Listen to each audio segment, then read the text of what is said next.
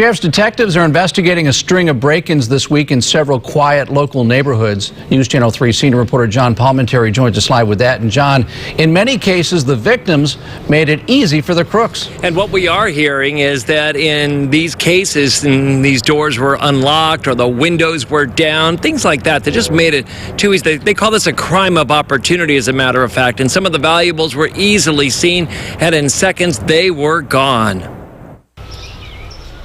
Car break-ins this week on quiet streets in Summerlin, Montecito, and Carpinteria have some residents on guard more than ever. We came from a very small, isolated area where nobody locked their cars. But that's about to change. We didn't get broken into, but we did decide to step up our security here at the house. Overall this week, about 20 car owners contacted the Santa Barbara County Sheriff's Department and the Highway Patrol to report items that had been stolen.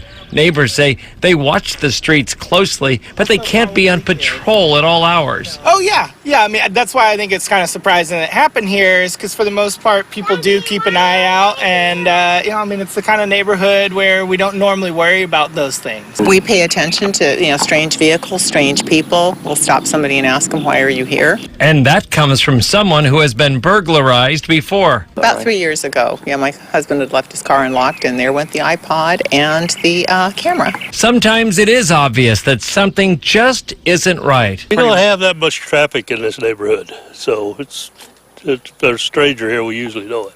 Vehicle burglaries, we are told, have mostly been cars that were not locked or their windows were down, making it easy for a thief to quickly grab something of value. And in addition to, of course, locking your car and putting the valuables in the trunk, as we know to do, they say the motion detector lights are very effective. Neighbors who are out in front of their house are walking the neighborhood, finding out who their neighbors are, who belongs there, and who doesn't. That's very effective both day and night. Reporting live in Santa Barbara this evening, John Palmentary, News Channel 3. Good advice. Thank you, John. Well, things got rough between Trump supporters and protesters in the Bay Area today. Trump spoke at a Burlingame hotel to the California GOP convention and his supporters. Outside, dozens of protesters broke through steel barricades surrounding the venue, and officers formed a human chain to keep them out.